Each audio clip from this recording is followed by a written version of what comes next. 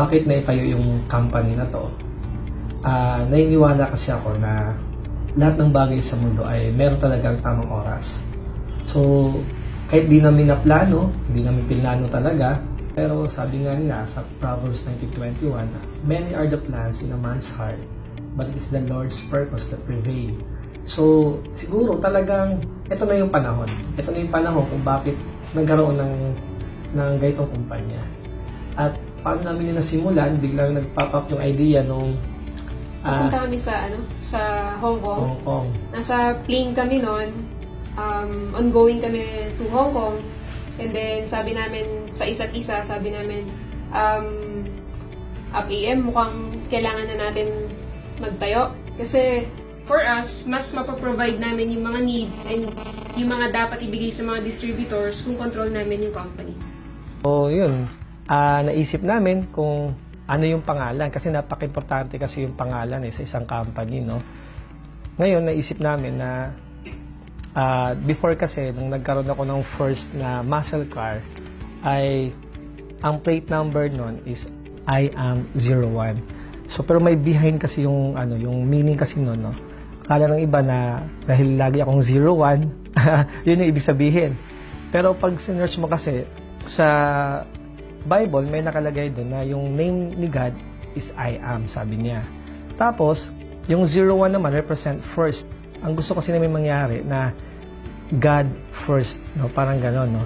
Kaya, gusto namin iparating na pagka inunan mo kasi ang Diyos, hindi ka mahuhuli sa lahat ng bagay. Yun ang gusto namin magkaroon ng awareness, no, sa mga tao na gano'n. Tapos, minsan, it's a must, di ba? Kailangan na siya Kaya, I am, it's a must. Kumbaga, universal kasi yung I am. Kung anong ilalagay mo doon, idudugtong mo, yun yung maging ikaw. Diba? Nung word na I am, kung ano idugtong mo, ikaw yun. Kaya naisip namin, ang goal kasi namin ay talagang worldwide. Gusto namin talaga, kasi para sa lahat to no? Kaya, ang sarap lang na pag sinabing I am worldwide. Parang gano'n. Isa sa values ng I am worldwide is relationship over money. For us kasi, pinaka-importante talaga yung relationship mo sa business partners mo. Mas okay na mawalan ka ng pera, wag lang masira yung relationship mo sa mga partners mo. Kasi we can easily earn money, pero yung trust, once na na-break mo yan, mahirap na siya ibalik. So, relationship over money. Ang I am ay talagang ang gusto niyo mangyari, magbibigay ng hope, no? Unang-una ay magkaroon ng awareness about health, no? Then, kaya meron tayong mga dekalidad na produkto para sa kalusugan ng tao. At hindi lang kalusugan ng tao ang para sa katawan ang ibibigay natin, meron tayong opportunity. So, magbibigay tayo ng pagkakataon ng pwede nilang simulan, no? Pangatlo ay prosperity, para kasaganaan. Kasi lahat naman talaga tayo ay gusto ng kasaganaan sa buhay. So, tapos, yung E is for everyone. Ibig sabihin, kahit anong background mo, kahit anong apelido mo, anong natapos mo, kahit sino ka pa, ay pwede mong subukan o simulan ang negosyong I am kasi wala siyang pinipili. Para sa lahat siya. Para sa mga aming distributors, no, at sa mga franchisees, ay ang message ko sa inyo ay ituloy lang natin yung negosyo. Pero unang-una talagang aralin natin to. Lahat ng bagay nagiging madali pag inaral na natin. At nakasali ka na, huwag mo nang hayaan yung pagkakataon na na-share na sa'yo ng mas maaga ang I am. Kumbaga, yung iba sa labas, hindi pa to alam. Hindi pa nila alam kung paano sila asenso, may mga ganong bagay na hindi nila alam na meron palang pwedeng inegosyo na pwede makuha mga pangarap nila.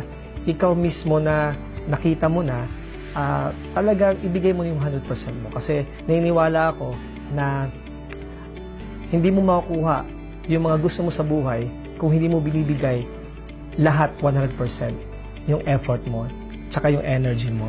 So, nandito ka na, ibigay mo na yung best mo. Para sa lahat ng distributors, andito na kayo. Kung ako sa inyo, seryosohin nyo na. Ibigay nyo na yung todo ninyo as in lahat. Kasi naniniwala ako na life is short, mas maganda at mas masaya na ma-provide natin sa family natin yung deserve nilang buhay at syempre makatulong din sa iba. Para sa lahat ng mga hindi pa distributor ng I am Worldwide, inanyahan ko kayong silipin nyo, no? Pag-aralan nyo yung negosyo, kung ito ba'y para sa inyo o hindi.